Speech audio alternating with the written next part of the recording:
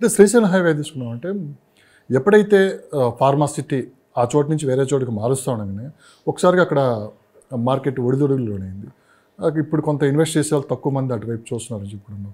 So ఇప్పటివరకు invest చేసిన వాళ్ళ పరిస్థితి ఏంటి? ఒకవేళ శ్రీశైలం హైవేని అంటే గ్రీన్ సిటీస్గా డెవలప్ చేస్తే ఆ ఏరియాని ఎలా ఉంటుంది ఫ్యూచర్? శ్రీశైలం హైవేని మనం తక్కువ అంచనా వేయడానికి లేదండి. ఎందుకంటే అక్కడ నుంచి ఎయిర్పోర్ట్కి వెళ్తుంది.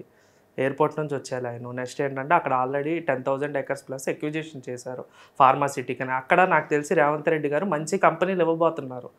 అందుకే అది హోల్డ్లో పెట్టుంటారని చెప్పి మా ఆలోచన అనమాట. అంటే నాన్ పొల్యూటెడ్ కనుక ఇస్తే కనుక అది ఒక మెగా టౌన్షిప్ లాగా డెవలప్ అవుతుంది ఆటోమేటిక్గా. అప్ టు కందుకూరు వరకు చూసుకుంటే కనుక కడతాల్, కందుకూరు ఆల్మోస్ట్ వరకు విల్లా ప్రాజెక్టులనే వచ్చేసాయి. అక్కడ నుంచి చాలామంది మ్యాక్ ప్రాజెక్ట్స్ కానీ, రామ్కి కానీ అందరూ అప్ అండ్ డౌన్ చేయడం జరుగుతుంది అనమాట సిటీకి. టాప్ బిజినెస్ మ్యాన్స్ కానీ, సినిమా వాళ్ళు కానీ, లేకపోతే ఐటీలో కూడా కొంతమంది కానీ. అది ఏంటంటే గ్రీనరీ అనేది బాగుంటుంది అక్కడ, పొల్యూషన్ తక్కువ ఉంటుంది, ఎయిర్పోర్ట్కి కూడా కనెక్ట్ అవుతుంది, దాంతోపాటు సిటీలోకి వెళ్ళొచ్చు అనమాట. ఇప్పుడు చూసుకుంటే మీరు సిటీలో ఉన్న అవుట్స్కట్స్లో ఉన్న పెద్ద తేడా లేదు, అంతా కూడా యాప్స్ వచ్చేసాయి ఆన్లైన్. ఎక్కడైనా మీరు బుక్ చేసుకుంటే వచ్చేస్తుంది. కార్స్ ఉన్నాయి ప్రతి ఒక్కరికి, ఎయిర్పోర్ట్ కూడా బయటే ఉంది, స్క్వేర్ యార్డ్ కూడా బయటే దొరుకుతుంది, తక్కువకు దొరుకుతుంది. అందుకని చెప్పి ఏంటంటే సిటీని వదిలి కొద్దిగా బయట ఇన్వెస్ట్ చేసుకోవడం స్టార్ట్ చేస్తే మన ఆటోమేటిక్గా అప్రిషియేషన్ అనేది మనకు వస్తుంది అనమాట. వితిన్ తక్కువ టైంలోనే రేవంత్ రెడ్డి గారు కూడా మంచి న్యూస్ అయితే అనౌన్స్ చేయబోతున్నారండి. అదేంటంటే ఆ 10,000 ఎకర్స్ ప్లేస్ ఉంది, అక్కడే ఫ్యాబ్ సిటీ కూడా ఉంది ముందు, ఇటు ఎయిర్పోర్ట్ ఉంది, హార్డ్వేర్ పార్క్ ఉంది, అక్కడే ఎంప్లాయ్మెంట్ ఉంది. లెఫ్ట్ సైడ్ చూసుకుంటే కొంగర్కాలన్ ఉంది మనకి సాగర్ రోడ్ దగ్గర, మళ్ళీ దగ్గర ఆదిబట్టలు టీసీఎస్ ఉంది. అంటే అదంతా కూడా ఒక ఎంప్లాయ్మెంట్ జోన్ అనేది జరుగుతుంది. రేట్లు ఎలా ఉన్నాయి ఇక్కడ? శ్రీశైలం హైవేలో అంటే గేటెడ్ కమ్యూనిటీ విల్లా ప్రాజెక్ట్స్ అయితే మనకి 30,000 ఆ రేంజ్ ఉన్నాయండి. 25 to 30 నడుస్తుంది గేటెడ్ కమ్యూనిటీ ఫుల్లీ లోడెడ్ అయితే కనుక. మామూలుగా హెచ్ఎండి కనుక అయితే మనకి 25,000 అలా నడుస్తుంది. కడతాలు అయితే యావరేజ్గా 15,000 అలా నడుస్తుంది. ఆమన్గల్ అయితే 10,000.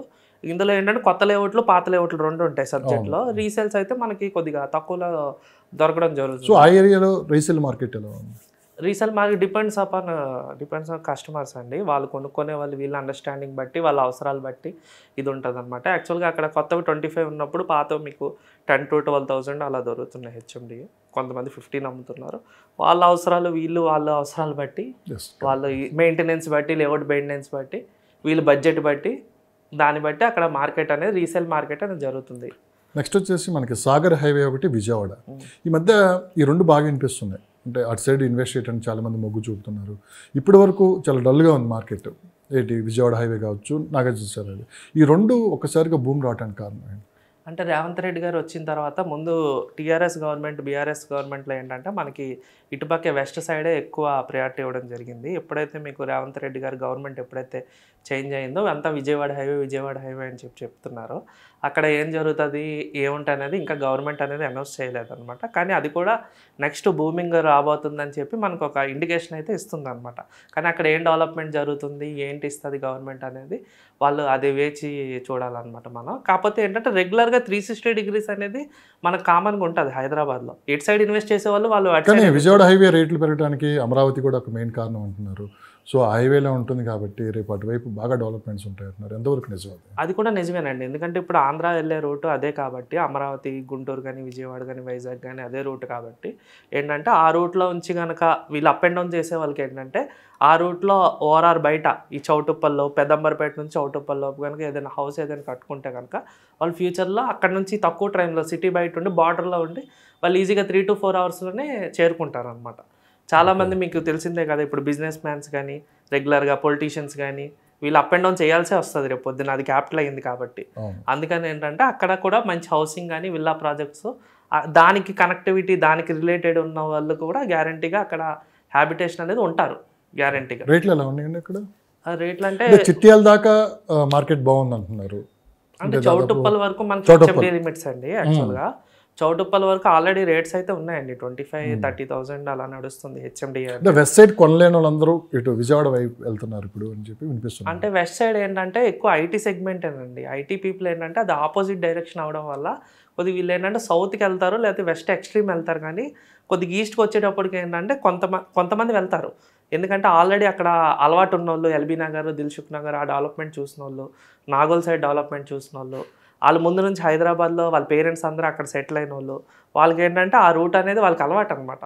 అలవాటు వల్ల ఏంటంటే వాళ్ళు ఈజీగా అనేది వాళ్ళు ఇన్వెస్ట్ చేయడానికి వాళ్ళకి ఈజీగా ఒక ఐడియా అనేది తెలుస్తుంది.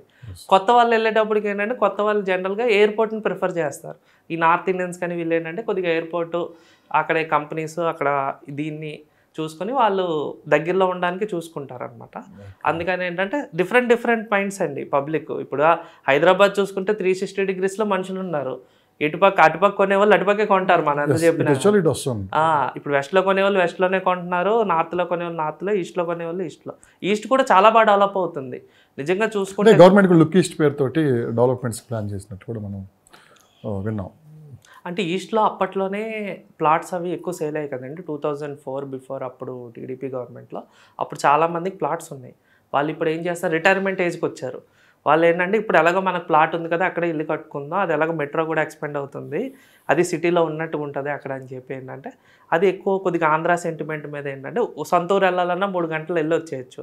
అందుకని చెప్పి అక్కడ చాలామంది రిటైర్ పీపుల్ కూడా సెటిల్ అవ్వడం జరుగుతుంది. ఇక్కడే ఒక పెద్ద పాయింట్ మీరు అన్నారు, అంటే ఆంధ్ర పీపుల్ అటు సైడ్ వెళ్ళటానికి దగ్గర, ప్లస్ అటు నుంచి అటు వెళ్ళిపోవచ్చు, ఇంత దూరం తిరిగి రావాల్సిన పిల్లదన్నారు. రేపు అమరావతి కూడా అటు సైడే వస్తుంది కాబట్టి మరింత డిమాండ్ పెరిగే అవకాశం ఉంది ఈస్ట్ సైడ్ అని చెప్పి కూడా వినిపిస్తుంది అన్నమాట.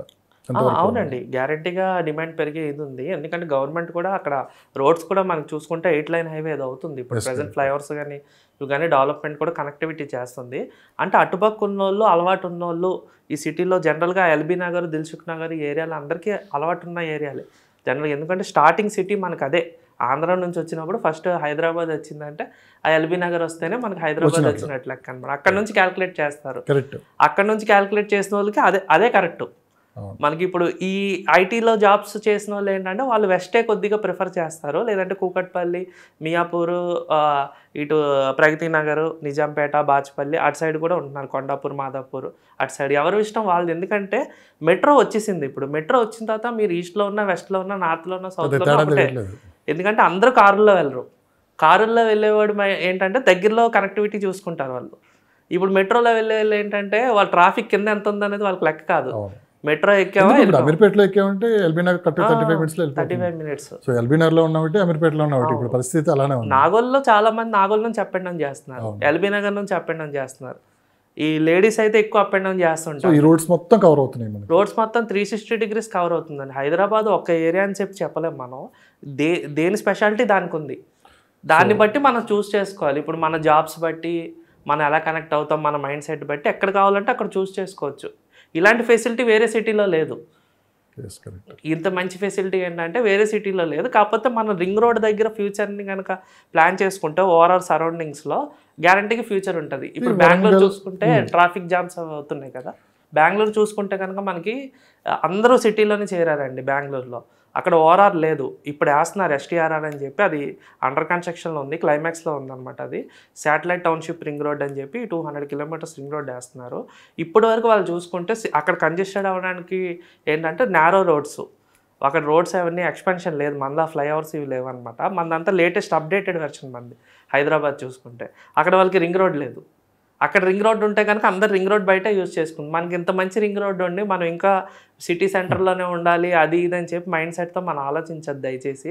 మీరు గ్యారంటీగా బయట షిఫ్ట్ అవ్వండి, ఫ్యూచర్ బాగుంటుంది, అప్రిషియేషన్ ఉంటుంది, మీ పిల్లలకు కూడా మంచి లైఫ్ ఇచ్చినట్టుగా ఉంటుంది. ఎందుకంటే ఇంటర్నేషనల్ స్కూల్స్ కానీ హాస్పిటల్స్ కానీ అన్నీ ఓఆర్ఆర్ దగ్గర ఉన్నాయి. మనకి ఎయిర్పోర్ట్స్ కానీ అన్నీ కూడా కనెక్టివిటీ బాగుందన్నమాట. సిటీలో ఉన్న వల్ల ఏంటంటే కంజెస్టెడ్ లైఫ్లోనే బతకాల్సి వస్తుంది. అది కూడా కాస్ట్ ఆఫ్ లివింగ్ ఎక్కువ ఉంది. నెక్స్ట్ ఏంటంటే మనకి డిమాండ్ చూసుకుంటే కనుక సిటీలో కూడా పొల్యూషన్ కానీ, ట్రాఫిక్ జామ్స్, వాటర్ ప్రాబ్లం కానీ ఇవి కానీ చూసుకుంటే కనుక ఇప్పుడు ఎక్కువ వస్తుంది. బెంగళూరులాగా అవనివ్వద్దు మనం దయచేసి. ఈ సిటీని ఏం చేద్దామంటే కొద్దిగా బయటకు మూవ్ అవ్వడానికి ప్లాన్ చేద్దాం. బయట చాలా ప్లేస్ ఉంది, 360 degrees ఉంది హైదరాబాద్, ఏ సిటీకి లేదు. కొద్దిగా బయట మీకు ఏదైతే అది ఈస్ట్ కావాలా, వెస్ట్ కావాలా, నార్త్ కావాలా, సౌత్ కావాలా, ఎటు సైడ్ అయితే మీరు చూస్ చేసుకున్నారు, ఎటు సైడ్ అలవాటు ఉందో అటు సైడ్ వెళ్ళి ఒక ప్లాట్ కొనుక్కోండి. 3 to 5 years తర్వాత ఇల్లు కట్టుకోండి, మంచి కార్ ఎక్కండి, ఓఆర్ఆర్ ఎక్కండి, పని చూసుకొని రెడీ చేయండి అంతే. అంతేగాని సిటీ సెంటర్లోకి వెళ్తే మళ్ళీ అది మీకు ఎప్పుడు అదేంటంటే ఇప్పటికీ ఆ స్టోరీ అనేది ఎండ్ అవ్వదు అనమాట. ఇప్పటికీ ట్రాఫిక్ పెరిగేదే కానీ దాన్ని తగ్గించలేము. సో వరంగల్ హైవే కూడా బాగా డిమాండ్ ఉందన్నారు. ఏంటి వరంగల్ హైవే ఎందుకు ఇన్వెస్ట్ చేయాలంటే మీరు ఏం చెప్తారు? వరంగల్ హైవే ఏంటంటే మీకు గట్కేశ్వర్ వరకు ఆల్రెడీ సిటీ ఎక్స్పెండ్ అయిపోయింది న్యాచురల్గా. రాంపల్లి, గట్కేశ్వర్ ఇవన్నీ కూడా తీసుకుంటే ఆల్రెడీ జనరల్గా పబ్లిక్ అనేది మూవ్ అయిపోయారండి అక్కడికి. నెక్స్ట్ వరంగల్ కూడా మనకి హైదరాబాద్ తర్వాత పెద్ద సిటీ వరంగలే. అందుకని చెప్పి ఏంటంటే ఆ వరంగల్ నుంచి వచ్చిన వాళ్ళు చాలామంది ఈ ఉప్పల్ సైడ్ సెటిల్ అయిన వాళ్ళు ఉంటారు అనమాట. వీళ్ళు కూడా ఏంటంటే పాపులేషన్ అనేది కూడా అక్కడ కొద్దిగా కాంపౌండింగ్ పెరుగుతున్నారు. ఆ పెరగడం వల్ల ఏంటంటే వరంగల్ హైవే కూడా న్యాచురల్గా గ్రో అవుతుంది. మరీ దూరంగా వెళ్ళి కొనుక్కోకూడదు, కొద్ది దగ్గరలో బీబీ నగర్ కానీ భువనగిరిలో అయితే కొనుక్కోవచ్చు. ఔషాపూర్, అంకుషాపూర్ ఇవన్నీ అక్కడ కూడా ఎయిమ్స్ ఏదో అనౌన్స్ చేశారు కదా, ఎయిమ్స్ అనౌన్స్ చేశారు, అక్కడ కూడా కొనుక్కోవచ్చు. అక్కడ కూడా రేపు పొద్దున్న ఎంఎంటీఎస్ ట్రైన్ కనుక వస్తే కనుక ఇదంతా కనెక్ట్ అవుతుంది. మనం ఏ సైడ్ కొనుక్కున్నా సార్ మెట్రో అనేది విస్తరిస్తే ఎక్కడున్నా ఒకటే, ఎక్కడైనా గంట జర్నీలో మన సిటీ సెంటర్లోకి రావచ్చు, జాబ్ కూడా 1 అవర్లో రావచ్చు. ఇక్కడే ఉండాలి, ఇక్కడే మనం 3 లక్షలు పెట్టి కొనుక్కోవాలి, 4 లక్షలు పెట్టి కొనుక్కోవాలని లేదు. బయట 30,000 పెట్టి కొనుక్కున్నా మనం ట్రావెల్ టైం ఒకటే, గంట ముందు బయలుదేరుతాం. సిటీలో ఉన్న 5 కిలోమీటర్లలో గంట ముందు బయలుదేరుతున్నాం. అంటే సిటీలో ఏంటంటే చెప్పుకోవడానికి ఉంటుంది, మేము జూబ్లీస్లో ఉంటాం, బంజారాహిల్స్లో ఉంటాం, పేరుకే కానీ అది న్యాచురల్గా పనిచేయదు. అవునవును సార్. నెక్స్ట్ ముంబై హైవే ఏంటి పరిస్థితి? ఇప్పటికీ అదే డిమాండ్ ఉంది అక్కడ. సో ఇప్పుడు ఇన్వెస్ట్ చేసే వాళ్ళకి మీరు ఏం చెప్తారు? ముంబై హైవే అడ్వాంటేజ్ ఏంటంటే అది వెస్ట్కి వెళ్తుంది మనకి. ఆల్రెడీ అది డెవలప్డ్ లైన్ అనమాట. కూకట్పల్లి కానీ, మియాపూర్ కానీ, అమీర్పేట కానీ ఇదంతా కూడా అలాగ సిటీ అనేది స్ప్రెడ్ అవుతుంది. ఇప్పుడు ముత్తంగి వరకు ఇస్నాపూర్ వరకు కూడా హౌసింగ్ అయిపోయింది. మధ్యలో కొద్ది గ్యాప్ ఉంది, అది కూడా రాబోయే రోజుల్లో ఫుల్ అవుతుంది. సంగారెడ్డి ఆల్రెడీ చూసుకుంటే సంగారెడ్డి అంటే అనక్కాల నుంచి ముందు నుంచి 2 కూడా సిటీనే చూపిస్తుంది. అది కూడా ఏంటంటే న్యాచురల్గా డెవలప్ అవుతుంది. కాకపోతే కొద్దిగా ఇస్నాపూర్ సైడ్ అటు సైడ్ ఏంటంటే కొద్దిగా ఐటీ పీపుల్ కానీ వీళ్ళు ఫార్మా కంపెనీస్ ఉన్నాయి అని చెప్పి కొద్దిగా ఏంటంటే కొద్దిగా ఆగిందనమాట. అక్కడ రెసిడెన్షియల్గా కొద్దిగా ఆలోచిస్తారు కట్టుకునేటప్పుడు. అందుకే మనకి వెస్ట్కి ఇటు సైడ్ షిఫ్ట్ అయింది మార్కెట్. బానూరు, నందిగామ, శంకర్పల్లి అటు సైడ్ షిఫ్ట్ అవడానికి, గోల్డెన్ ట్రయాంగిల్కి షిఫ్ట్ అవడానికి కారణం కూడా ముంబై హైవేలో ఈ ఇస్నాపూర్ వరకు వెళ్ళింది. ఇస్నాపూర్ నుంచి మళ్ళీ లెఫ్ట్కి తీసుకుంటుంది అనమాట. మార్కెట్ ఏంటంటే మీకు వెళ్ళిన తర్వాత మళ్ళీ అంతా స్ట్రైట్గానే వెళ్ళిపోదండి, అంతా కొద్దిగా స్ట్రైట్గా వెళ్ళి మళ్ళీ అది లెఫ్ట్ అనేది తిరుగుతుంది అనమాట. లెఫ్ట్ రైట్ ఇలా తీసుకుంటుంది మార్కెట్. ఇప్పుడు శంకర్పల్లి తీసుకుంటే శంకర్పల్లితో రెసిడెన్షియల్ ఎండ్ అయ్యింది బ్రిడ్జ్తో. అక్కడ మళ్ళీ అదేంటంటే మళ్ళీ ఇటు సైడ్ వేరే దగ్గర కంటిన్యూషన్ అవుతుంటుంది అనమాట.